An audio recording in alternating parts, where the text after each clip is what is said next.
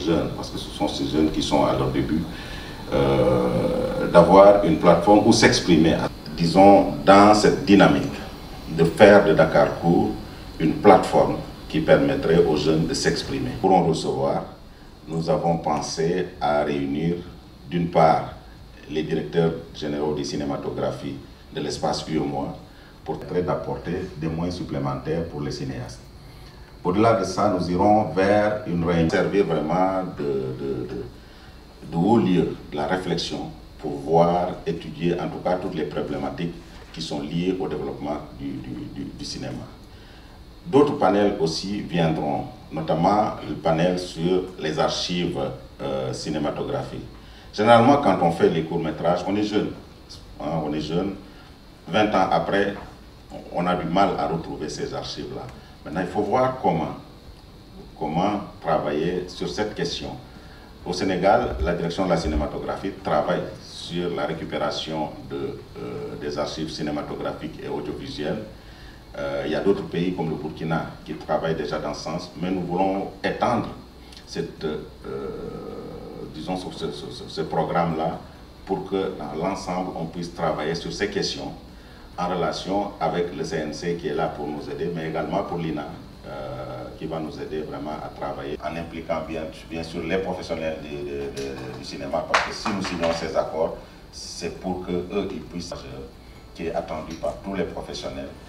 Et c'est pour cela que nous voulons le signer dans un cadre qui permettrait de communiquer davantage, davantage pour dire les avancées que nous avons notées dans le secteur du cinéma.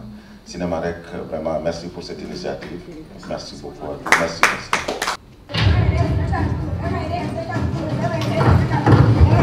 Hey, what's the matter? Dakar Court. Allô? Waaw. Fan mooy Dakar Court? Waaw.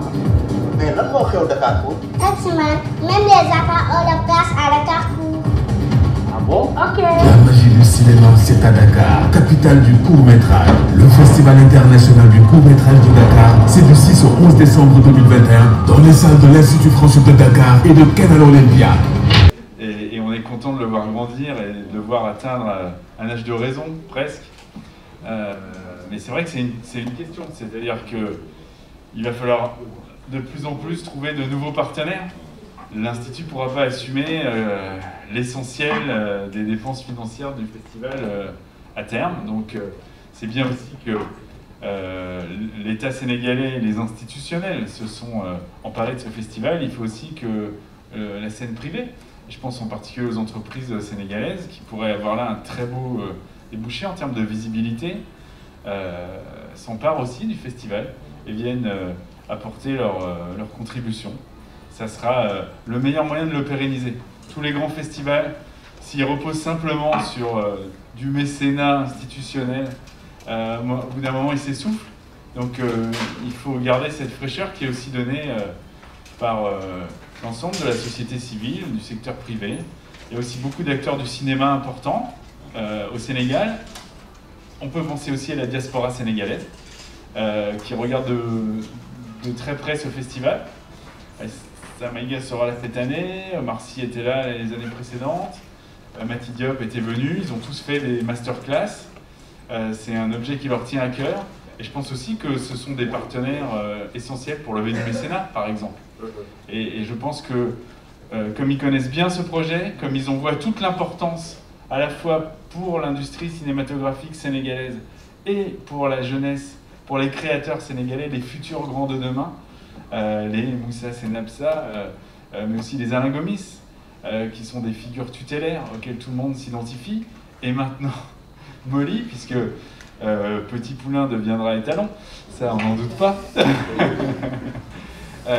Voilà, il faut qu'à un moment on puisse passer le relais. C'est pas qu'on veut passer le relais, c'est qu'on sait que ça sera mieux pour tout le monde. Voilà. Dans ce festival, 4e édition du Dakar Court, le festival international de court-métrage, la presse culturelle a été impliquée par l'initiateur, à savoir le réalisateur Monikan. Et cette année, il a innové en mettant sur place ce qu'on appelle le Dakar Court critique. Parce que, dit-il, il s'est rendu compte que les journalistes culturels, souvent, ou bien les journalistes en général, ne sont pas souvent trop formés pour pouvoir critiquer ou bien analyser une œuvre cinématographique. Et je pense que ça, nous aussi, en tant que président, nous avons quelque peu besoin de cette formation, parce que toute formation est bonne et toute formation est bonne à accueillir. C'est dans ce contexte que nous, Association de la presse culturelle, nous avons adhéré à son esprit et nous avons adhéré à son initiative pour que cette formation puisse servir aux journalistes afin de pouvoir bénéficier des outils nécessaires pour pouvoir décrypter les messages, lire correctement ou bien critiquer les œuvres cinématographiques. Dakar Court, c'est le festival international de films de court-métrage de Dakar, qui a été monté par l'association Cinémarec, dont je suis l'initiateur et le président. L'idée, c'est d'organiser chaque année en décembre un festival de court-métrage en compétition. Voilà, de sélectionner des courts-métrages fiction qui nous viennent du Sénégal et de toute l'Afrique et de sa diaspora, de mettre en place un jury professionnel durant une semaine, de leur permettre de visionner des films et de primer des professionnels du cinéma, surtout des jeunes réalisateurs. Et nous sommes à notre 4e édition, nous avons 5 prix en jeu. Chaque prix a un trophée et une enveloppe d'argent. Ça commence de 1 300 000 par prix.